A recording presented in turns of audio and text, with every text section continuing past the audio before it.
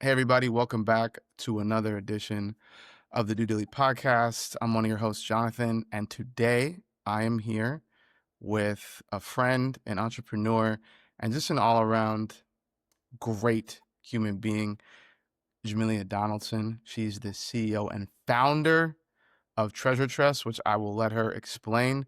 But if you are interested in hair, if you are building or like community based businesses, if you're curious about the intersection of beauty, culture, data, if you have a supply chain that needs help, whatever, this episode's for you. Jamelia, how are you today? I'm really good, but I'm even better speaking to you. I'm very excited for this conversation. Thank you so much. I am I grew up in a hair salon. A lot of people don't know that. My aunt owned a Mm, hair salon, and so I have like a more than I think the average person like curiosity about the business of beauty, but particularly hair.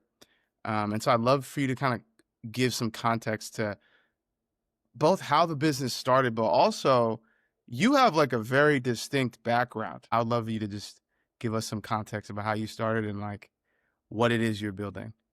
for sure. So Treasure Trust started in 2015, which I think is crazy because that means that this year we're celebrating 10 years. And I started it in my bedroom at my mum's house, primarily because I was really frustrated about the lack of access that we had in the UK to quality hair products. So while I was at university, I took a placement year. I went to Uganda for a month, I went to Beijing for a month, and then I went to New York for like just under a year. And when I was in New York, I was blown away by the breadth and depth of not only hair care brands, but black hair care brands and the visibility of those founders. And ironically, in my stop in Beijing, I lost my hair products and lost my hairbrush. And so I was trying to improvise and ended up going to a Russian supermarket and bought a super cheap gel and had to buy a shoe brush and use it as a bristle brush to do my hair. And going from Beijing to New York and then back to the UK highlighted to me that just how different it is based on where you are in the UK, where you are in the world, of your experience of beauty and the accessibility that you have to products. So Beijing, understandably, there were none. New York, there was a ton. And then getting back to the UK, there weren't many to choose from. There were like three leading brands on the shelves, and that was it. And I just thought, this is really strange and this is really frustrating. Um, but I think I want to do something about this. In the US, I had experienced like the boom of subscription boxes. And I thought this is such a cool concept. And the UK is always like 10 years, 5 to 10 years behind the US. So I was like, if it's booming in the US now, it means it's going to boom in the UK eventually. But no one will do it for Black women because even using language that centers Black women and Black identity is still really, it's still really uncomfortable. And when we do it as a brand, it still really pulls in our audience and our community closer because no one speaks explicitly about Black culture and Black beauty in the same language that we do. So I promised myself that if by the time I finished my internship in the UK, there wasn't a box for natural hair products, I would create one. So the time that I'd spent in Beijing, New York, and Uganda was all unpaid. So my top priority was earning money. And when I thought about earning money, the first industry that came to mind was finance. So I was like, okay, cool. Let me go into asset management. Got a undergrad role at the no, not an undergrad. Got a internship at BlackRock Asset Management, went back to university, graduated, and then went back as part of their graduate scheme. And out of 300 graduates, I was one of three Black people. And out of 300 graduates, I was the only Black girl. And I just felt like this is going to be a really interesting experience. Let me see what happens. So, the first year I was focused on the career, I thought, let me just understand what asset management is because I don't come from a family that works in the city. I don't come from a family that works in financial services. My mum's an educator, my dad's a bus driver, like completely different backgrounds. And so my first year was just me trying to get my head around what the industry means, what the roles means, the dialogue, the lingo, what's everyone talking about.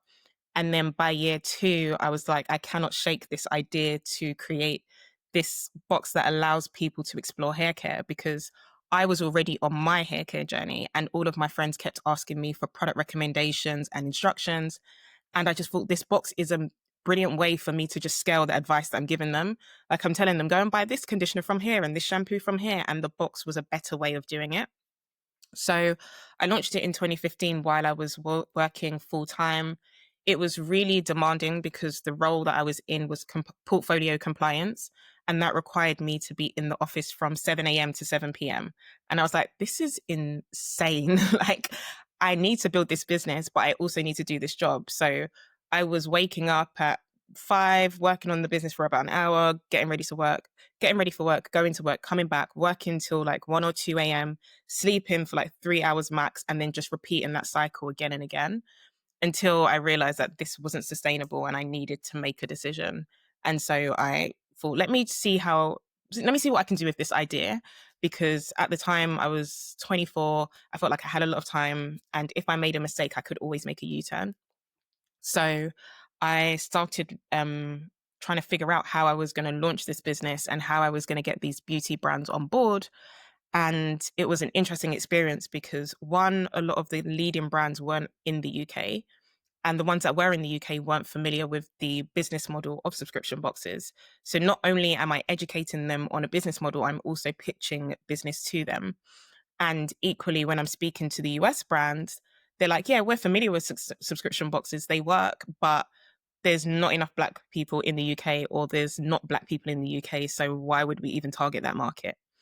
And so that was like a really pivotal piece of feedback that we got early on that I was able to leverage maybe 4 years later when we started entering the data space and releasing reports just to quantify and prove how powerful Black British consumers are in the UK, and also the influence that Black British consumers have globally because of how strong our ties are to Africa and the Caribbean, and the way that we're able to influence those markets as well.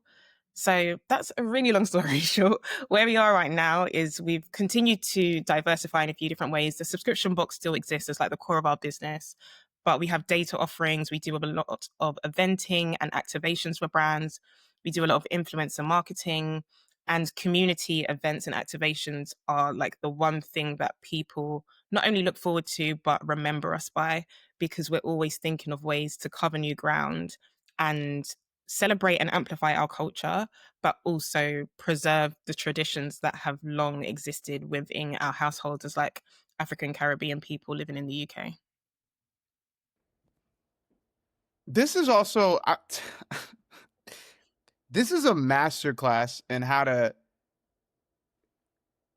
contextualize your story inside of like 4 minutes. Like I just felt like I got the entire arc and I'm completely locked in. So we'll get into how you use visibility, but if you're listening to this, there was a context, journey, problem, solution, feedback, and then your flywheel. So thank you for giving us that inside of 5 minutes. I appreciate that. A couple things you said that I wanted to touch on. One was you were introducing people to the market and the context of the market. And these were, just so we're clear, these are established brands you're talking about. So the thing about Treasure Trust that is fascinating to me is if I go on your website, I might be more familiar with the product in the box than you, Yeah. which is a very distinct position to play because you are now a bridge to the bathroom is how I frame it. Like you I are loved when you wrote that. I even moved it into my notes.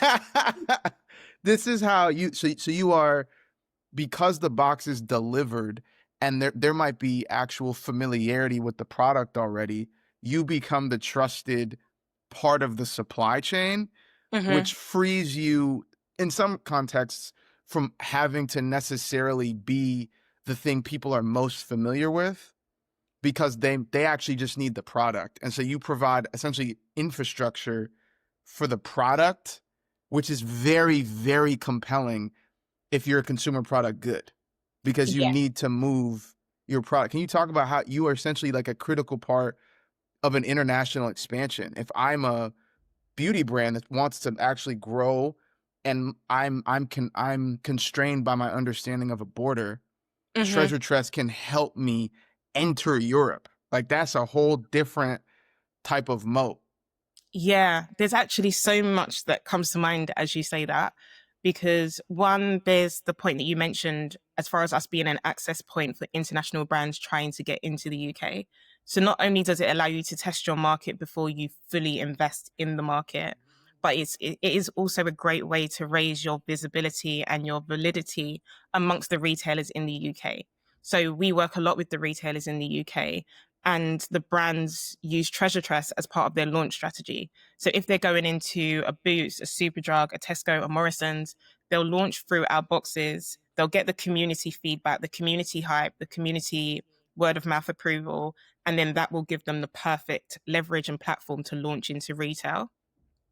But also the point that you made about us being a trusted source has become really, really important as of late, because there's a lot of conversation. I think it is a global conversation, but for the UK, it's the first time the conversation has really risen to the surface, which is about counterfeit products and the authenticity of products that they're buying in beauty supply stores. Because up until this point, the Black community has just wandered into their local Black hair shop and bought products from there and believed that it was real. But with so much uproar and a lot of controversy around certain brands, people are now starting to interrogate it. People are starting to look at packaging. They're starting to look at the responsible party that's listed on the label. And these are all things that consumers didn't have to do before. So for I think it was our July box, we done a collaboration with Mayel Organics, and we literally printed a stamp of approval sticker on the products to show that it was Treasure Tress approved, because we don't deal with the middleman. We deal with the brands directly. We get it directly from the manufacturer. So there's absolutely no room for error in that the products that we would be sending to our subscribers wouldn't be the correct good. And for me, I feel like it's always part of a much larger conversation, because if it was skincare, and skincare is one of those things that by and large can be used by any ethnic group, we would never run the risk of us buying a face wash or a cream that wasn't genuine. Whereas because it's Black hair care, there's just not enough red tape around it. There's not enough inspection. It isn't policed well enough. And for me, that's part of a much larger conversation about the way that we treat Black consumers and Black women in beauty. Because why are we not safeguarded, and why are we not protected in the same way?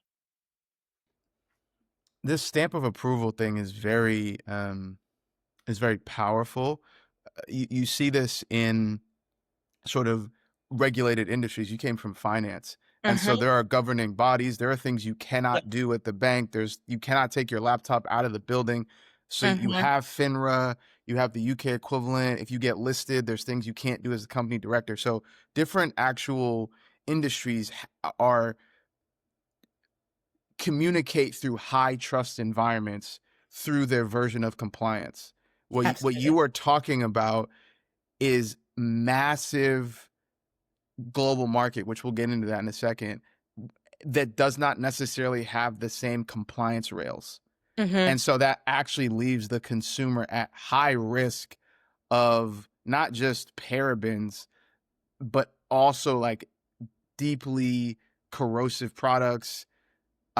Depending on whether the brand has been acquired or purchased, the formula can change, and there Mm-hmm. isn't always dictation to the consumer about what has changed in the product mix.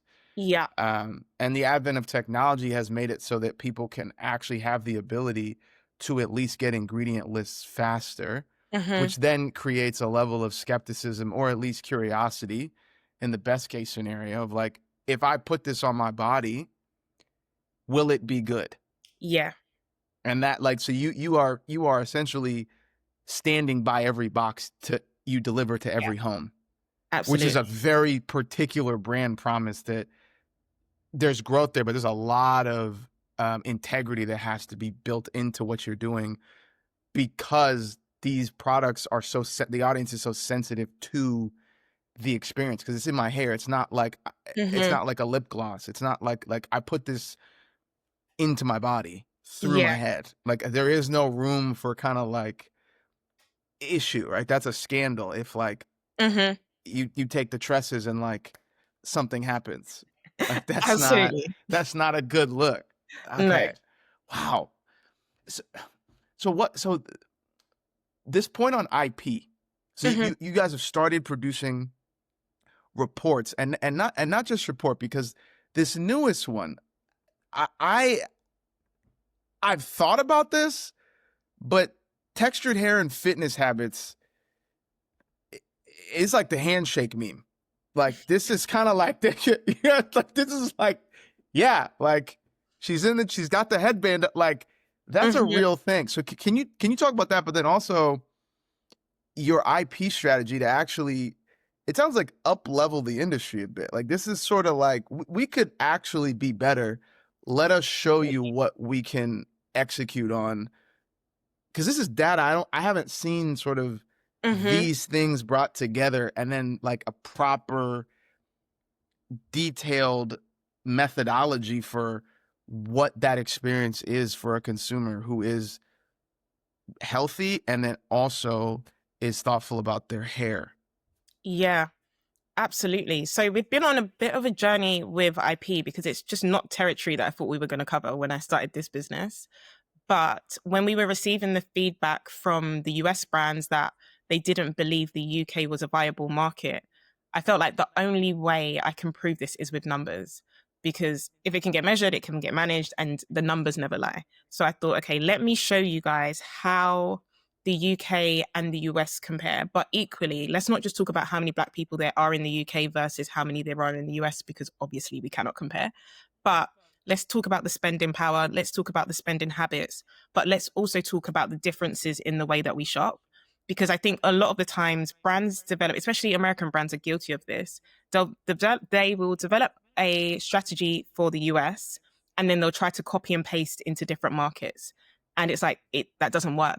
It's just not that simplistic because like face value, Black, British, and African American look the same, but culturally we're really different and the way that we shop is really different and our retail landscape is really different. And there was one stat that stood out for me in particular, and I was so happy when we found it because I was like, this is going to prove my point perfectly, was that only 1% of Black British women shop for hair products in supermarkets, whereas 35% of African American women do. So that shows a distinct difference in the way that we engage with retailers, in the way that we explore products, in the way that we discover brands in the aisles. It's completely different. So that was the white paper that went live, and we released that during lockdown, and that was one of the pivotal moments for us as a brand because it really strengthened our B2B relationships and our B2B business because we found the report being downloaded from everyone, from like BET to Mintel to um, Tesco, Asda, the Hot Group. And we were also able to win some new clients off the back of it, like Pattern, who downloaded the report and were like, wow, we've been trying to enter this market. This is the correct partner for me to do it with because they know what they're talking about. So the white paper was really strong, really, really pivotal. We followed that up with a trend report to predict what was going to happen in the market. And then last year, we released the trend report that you're referring to, which is the intersectionality of Black hair and fitness. And we released that because one, it was the summer of sport, it was the Olympics. Two, every year we have really innovative pop ups, and our pop up for that year was the Treasure Tress hair gym. And so we layered the trend report on top as part of the strategy because we felt like this was a great way to amplify our brand partner for the pop up shop, which was Cream of Nature. But equally, it was a way for us to translate our lived experience as Black women into terminology that the decision makers in brands and companies could actually understand. Because it's an unsaid rule that if I get my hair pressed on Monday, I'm not going to the gym till Sunday. At best, like I need my style to marinate. I need people to see me. I need to get my content, and then I can work out. It's not right, but it just is what we do culturally as Black women. But when we were explaining this to like we worked with a lot of gyms during that season and they couldn't believe it. They were really shocked that Black women would delay their workouts to protect their hairstyle. And we're like, yeah, absolutely. But we were also able to have some really frank conversations with the gyms as far as like, you're shocked that Black women do this and you're shocked that you don't have a very strong customer base of Black women. But when we go into your bathrooms and your changing rooms, there's absolutely nothing that we can use in there. Like the hair dryers, they don't have a diffuser. There's no edge control. There's no nothing.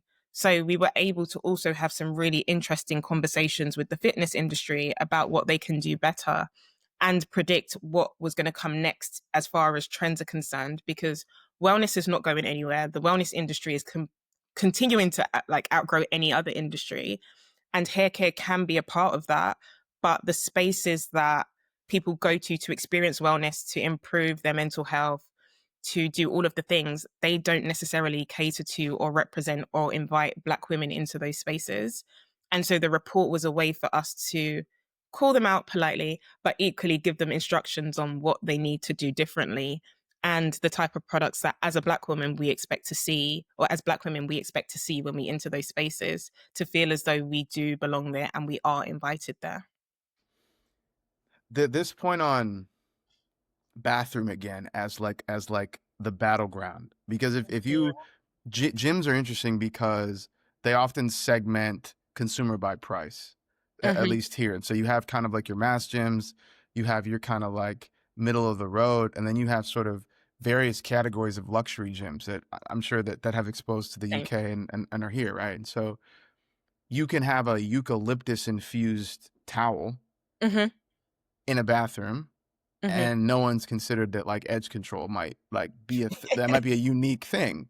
Yeah. But I think that's very interesting because that's not a luxury in your bathroom. Mm-hmm. That's a standard. And so then the conversation about what is luxury versus what is normative Mm-hmm. becomes very interesting, because there's a whole distinct kind of service experience that you can start to play with, and that's its own storefront. Like Yeah. the the medicine cabinet is one storefront, but the actual sink basin is another storefront, Mm-hmm. which is very different than like the towel rack, right? Yeah. So like the bathroom is monetized from the beginning, and I Mm-hmm. think it's very interesting because fitness is also a part of lifestyle in the same way beauty is. That when those things integrate well, you sort of have a flywheel for a very long time. That's a consistent, Absolutely. persistent consumer. So what you're talking about is both an education gap, a consumer reality, and a distinctive future for these lines that are forever going to be blurred, at least in our Mm-hmm. lifetime, between what wellness is, what we expect of it, what we look for, what we sort of see as normalized, Yeah. and also the personalization aspect, which is what you're Mm-hmm. getting to in sort of Treasure Trust, because I can go and I can select product for product. Yeah. I can select monthly box because I know sort of my own cadence Mm-hmm. of when I go, when I come home, when I don't. If I'm transitioning into natural, I know that I actually am still trying to figure out what products I need. So you also Yeah. are, on the one hand, with producers, you are an infrastructure business. You help Mm-hmm. them actually grow globally and land softly, because that's very hard. You can do all the market research you want. It's a very different thing to get Absolutely. in boots. That's a Absolutely. very different thing. You Yeah. actually need support. So you almost have this like consultative McKinsey-esque side of the business where you are actually subject matter experts on the landscape of Europe, and particularly in the UK. You Mm-hmm. have a B2B pipeline where you are communicating actual industry level insights to both publishers, Mm-hmm. brands, think tanks, and just anyone else that's like, this audience is buying, I have no access, what do I do? Yeah.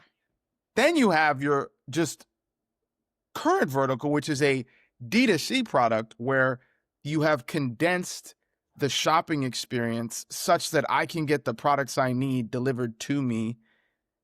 And in exchange for that, I actually get the education of how to use said product.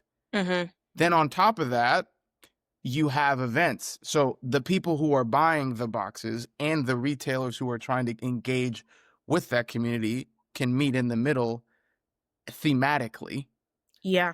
over time. So you have this is what I know publicly. So I don't even know what's on the Nailed whiteboard. Okay. it. But this is like there's some real sophistication to your flywheel, because they each one accelerates the other, Mhm. and sort of it creates, there's expectations from the consumer. When's the next event? What is the new box?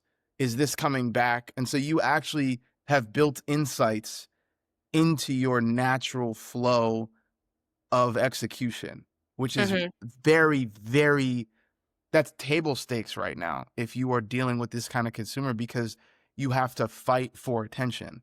Mhm. Absolutely. Absolutely. And that's one of the things that we speak with a lot to brands because, again, sampling is very mature in the US. It's not mature in the UK. But I always say to them, like, what else could you possibly do that guarantees an 100% open rate? There's nothing. You can't send an email and get 100% open rate. You can't launch a new website. You can't launch a piece of content. There's literally nothing you can do to guarantee a 100% open rate. I can't guarantee that people are going to love your products, but I can guarantee that they're going to at least look at them and probably give them a try. So,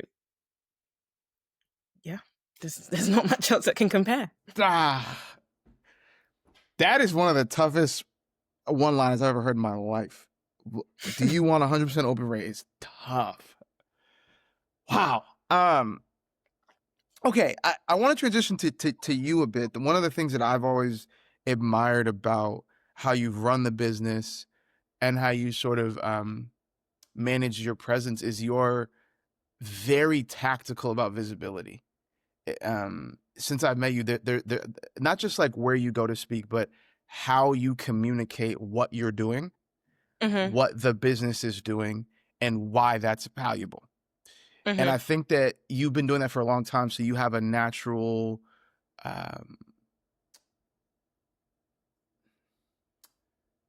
perspective on that I'd love to dig into. And I think it's because the business matured over a very particular time in social.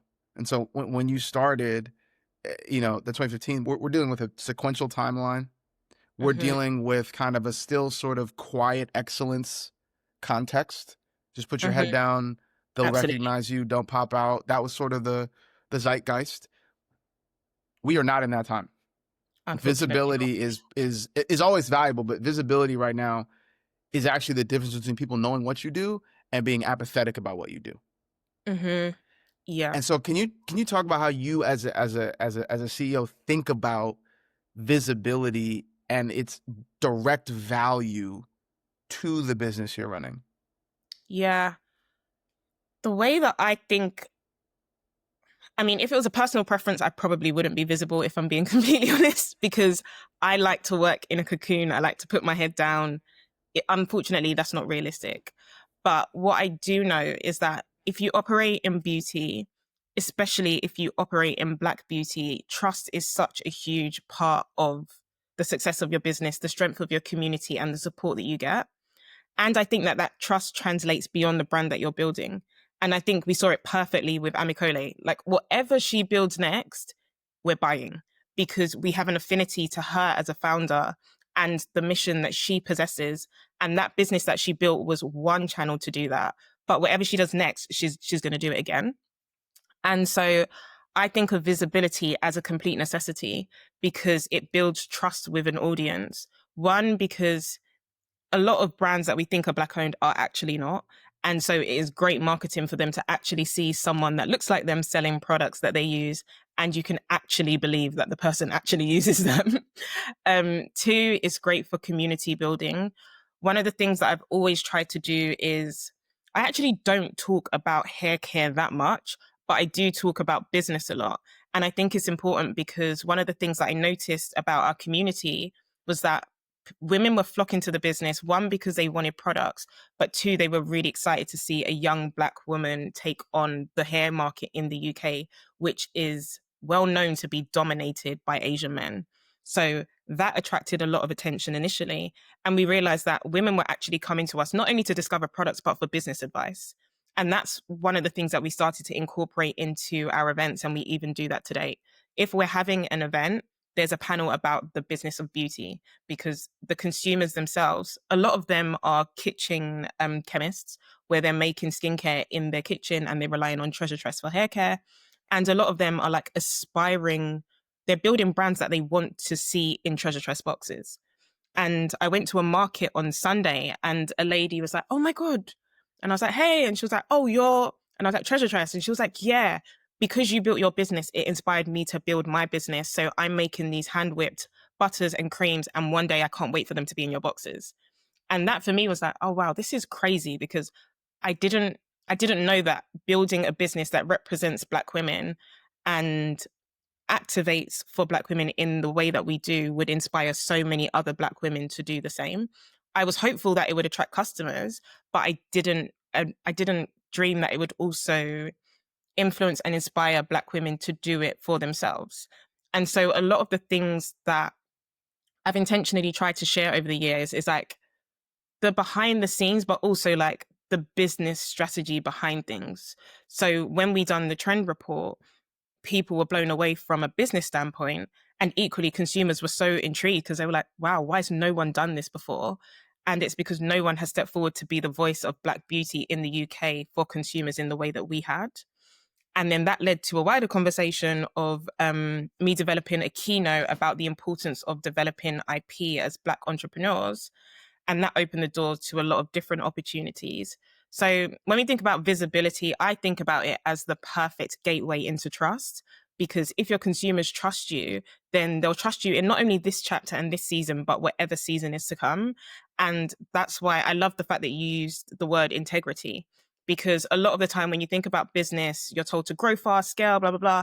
And in Black business, when ingredients matter and community is at the center, that can be challenging because you want to keep your integrity intact.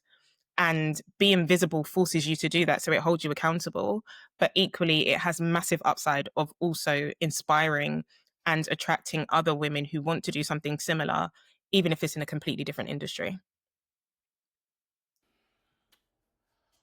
My personal view is that Treasure Tress is an infrastructure company disguised as a wash day delivery box. That is not to say that you don't do that, but the things you are describing are Mm-hmm. infrastructure. You're talking about deliverability.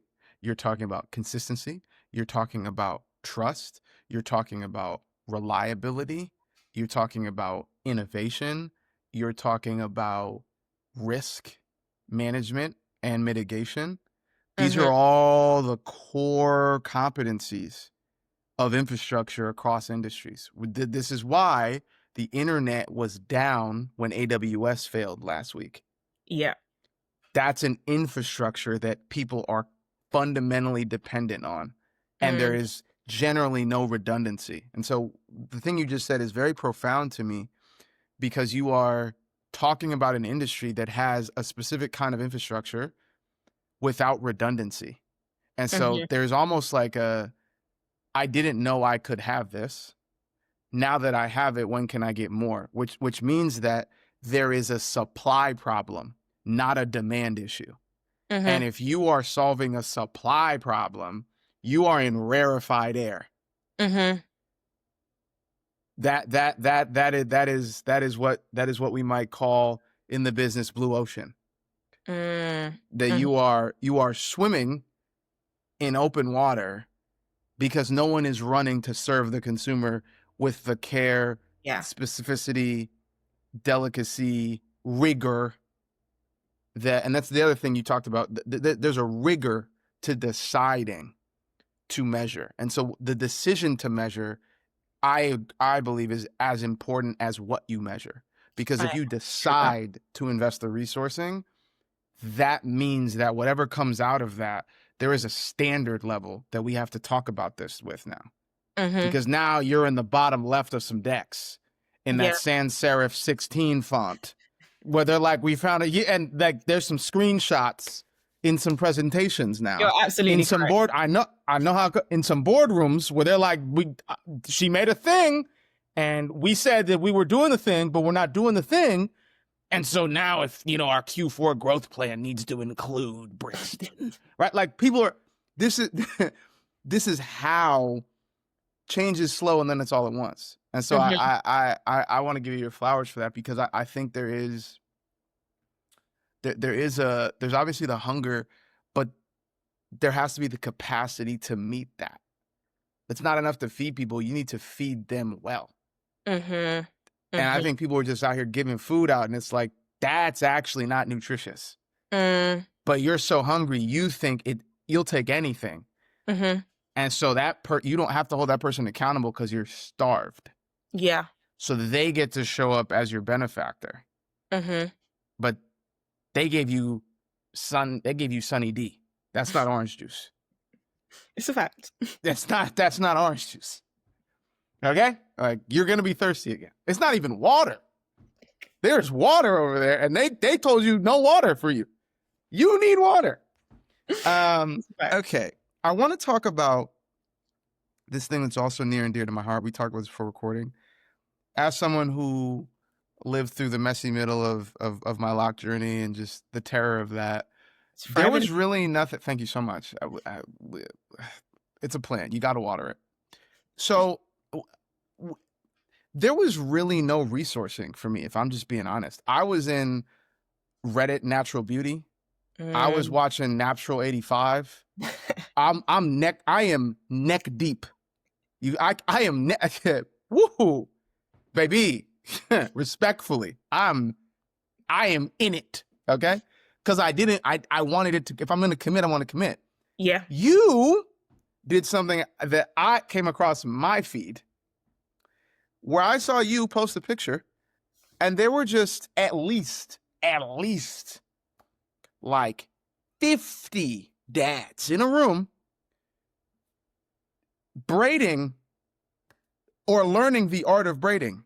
I believe it was you partnered with Palmer's, I believe. Yeah, Palmer's UK. Can you, if we're going to talk about underserved audiences for a second, just not even like, you're not even in the scope. Mm-hmm. Shut up and buy. Yeah. How? How? That's all I want. How, Jamelia? How? Please. Do you know what? For Dads Who Can't Braid is one of the most, it was one of the biggest surprises of this year, because initially we thought, it's Father's Day. What can we do for Father's Day? Because we often at our events hear women say like, oh, my partner wants to take better care of his hair. And black men feel like they're left out of the beauty conversation a lot. So we thought, because it's Father's Day, let's do something for the men. And we rented out a salon in Mayfair in London. Initially, we had like 35 dads, but it's because we didn't think we were going to sell more than like 20 tickets. And then it sold out really quickly. But then once the content went live, it took on a life of its own. And we were like, oh, wow, I think we're onto something. So we done another one with 50 dads. And then before we knew it, we were into a routine of doing it monthly. And it's the feedback that we got from the dads that was like, wow, this, if I ever needed like a reminder or a sign to say that I'm on the right track and I'm doing the right thing, it's definitely been this series, because there were dads of all races. There were like white dads who had mixed race kids. There were Italian dads who had mixed race kids, black dads who had black kids. And they were either bringing their kids along and actually practicing on their child's hair, or they were fighting with the mannequin. But nonetheless, it was a really good time. And all of my team are female. So my instruction to the team was, we're not the main characters for this event. Like, we're to step back, play our position, and let the male lead, which is a really good friend of mine, Raphael Sofaluk, who owns UK Black Business Show. I said to him, can you come and do the intro and can you lead the class? He doesn't know how to braid, but he's really good at like setting the tone and the energy in the room. And then we had a braider come and demonstrate and teach everyone one-to-one how to do it. And it was the last one that we done. We had Wingstop come and provide some food at the end. And we thought everyone was going to take the food and go home. But the dads were in the garden just reasoning, like just talking with each other, talking about life, talking about fatherhood, representation. And I was like, wow, I think we've built something bigger than we intended to, because I've never seen like so much black joy and so much black male joy. They were just so happy to be amongst each other. They felt so comfortable. They didn't even notice that we were there. And I was like, this isn't actually just about them learning to braid. This is about camaraderie. This is about brotherhood. This is about like reaffirming themselves as dads. But I also think that it indirectly gave them a lot more respect for the women in their lives, because all of the dads were like, my back is hurting. I had no idea that in order to braid my child's hair, this is what her mum was going through. Or I've got so much respect for my aunts and my sisters and the mother of my child, my wife, because I didn't realize that it was this hard. So it was just like it's just become such a special series. We are actually running a 2-day course in December at our Curly Christmas activation to celebrate 10 years. And we're doing a 2-day crash course so that on day one, they can learn to part and plait. And day two, they can learn how to cane row. So that by the time they leave with a certificate and they know exactly what they're doing with their children's hair. But it's become such a serious and beautiful, beautiful thing that I'm always looking forward to the next one. The, just I we have an episode this season about convening, about the business of convening, how big of a business Mm-hmm. gathering people is. And I'm just, when I saw that, I was like, you're in 2028. Like, because we hear this, where our third spaces, Yeah. we don't link. And you said that you ordered Wingstop and had dudes fighting for their life against mannequins. That's what you said. That's what you said. Okay? There was no AI. You didn't say we had a Claude integration. You said I had fathers there doing their child's hair or going to war with a mannequin and then eating 10 flats, lemon pepper, no ranch. Like that, we like, woo! Man, innovation. You love to see it. Yeah, I personally have long felt that. I mean, you see this with Sacred. You see that their Mm-hmm. oil, like their oil's not just sold out because of the girlies. No. They leaned fully into beard Mm-hmm. reconstruction, and it's like, if you can help me connect on both sides, I'm loyal. I don't need that much from you. But if you can make this sing, like, we go together. Yeah, 100%. We're never breaking up. So I don't know why, like, see, this is the kind of leadership we need here, because okay. What I loved about it the most though was the comments on TikTok. On TikTok, it went off. We were like, we've never released content that has performed this well. But in particular, we invited one of the brothers from Original Flavors, and they're a brother duo in the UK. They learned how to cook from their Jamaican grandma, and now they cook all the recipes. They've released recipe books. They've opened several restaurants. They're absolutely killing it. But he came to the class, recorded some content, and it done mad numbers. And I even posted a status on LinkedIn last week, like, are male chefs the new influencers in beauty? Because the way that his content performed versus content that we pay influencers to create, I was like, it's incomparable. There's actually so much power in that, like, just reaching outside of your traditional industry into a different industry and inviting them to have a life experience. And one of my favorite comments in the comment section was, I want to come to the next session. I'm not a dad yet, but I want to prepare for the future. And I said, come on, black man. I love to see it. More of this. And we had men in the room that weren't actually dads. They were just preparing for the next stage of their life. Yeah, I mean, I was gonna wait till the after off air, but my personal goal is, I haven't told my co-host this, but we're trying to be essentially the first, podcast with two guys that a beauty brand is sponsoring. So we'll talk about this off camera, but we feel strongly that we have decent faces. We feel that we do not present a brand risk. Mm-hmm. And I just feel, jokes aside, I do think, like, given how tight the margins are in D2C, I'm like, if you're trying to have a competitive advantage, yeah, and you're trying to really reach out, I don't see why you wouldn't look at the marketplace and be like,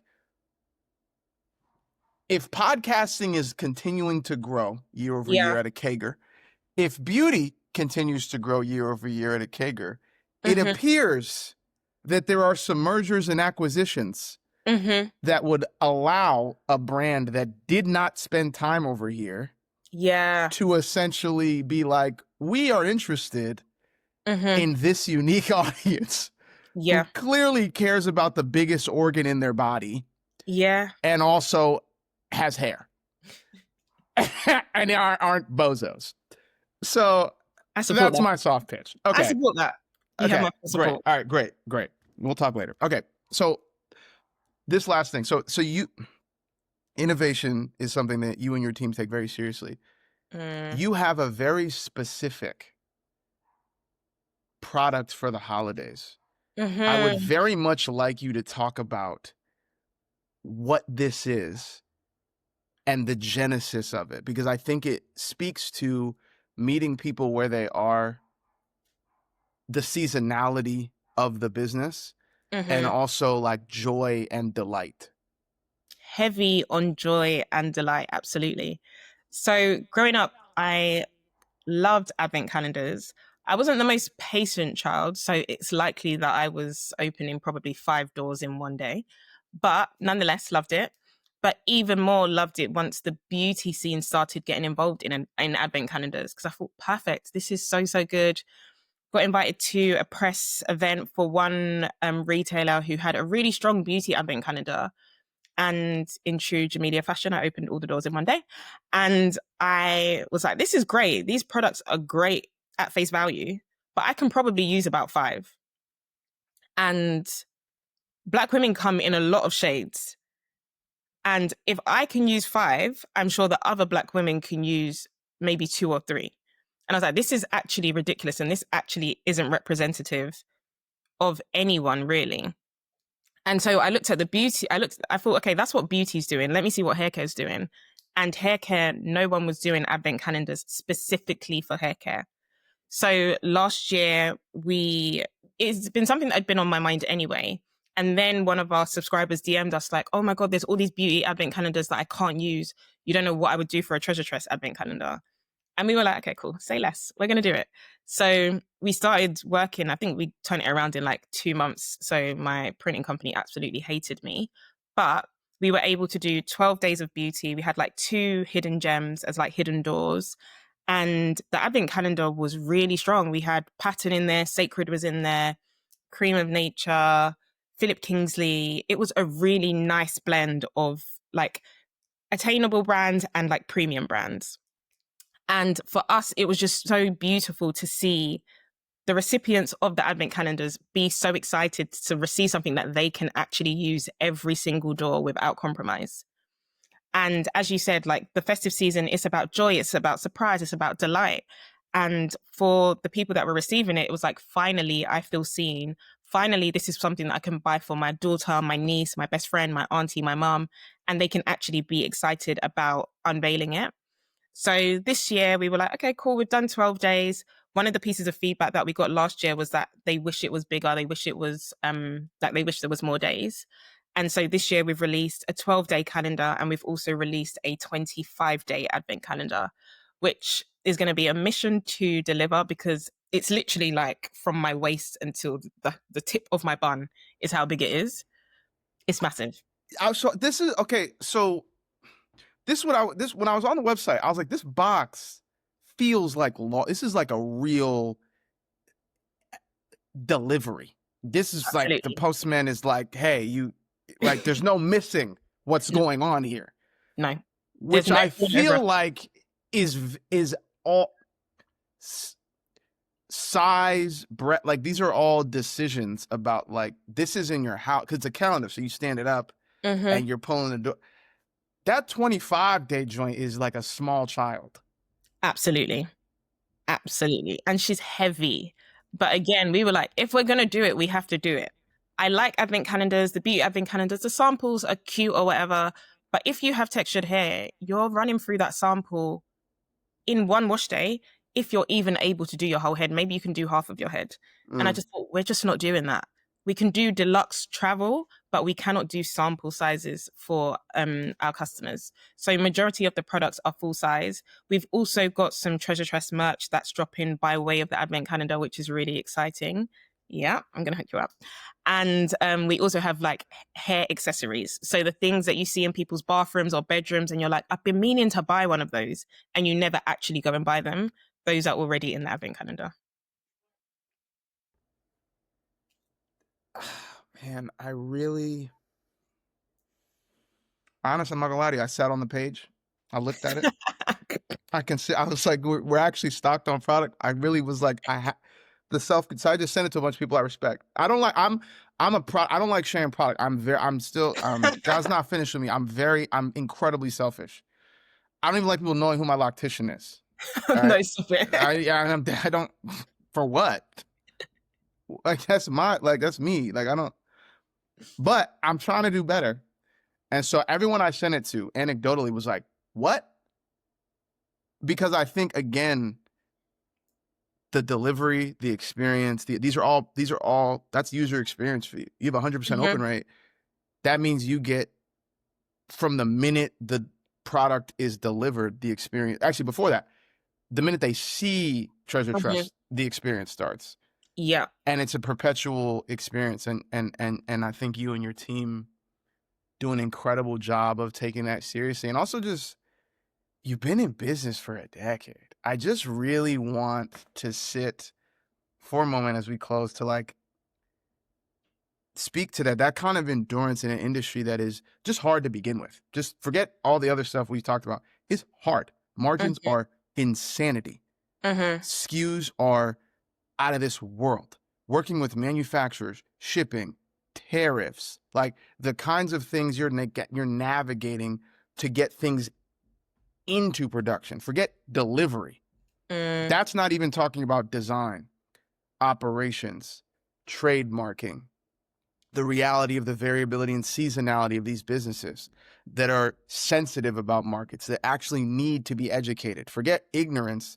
Education actually sometimes is the fear. Like, I don't even know if we'll be successful in the UK, so maybe we just don't. So you're actually like advocating for both a market, an audience, and then more largely a region, because what we haven't talked about is it's not as if you guys in the UK have a stranglehold on texture. Like, Europe presents a very interesting birth of people with a variety of texture that I am sure aren't dying from being overwhelmed with product that meets their specific needs. Absolutely. That's my take as an outsider, that it appears that you're the biggest because you're good, but also because people have not focused and haven't been rigorous about being like, we're going to focus on this thing anywhere it exists on this large piece of landmass. Correct.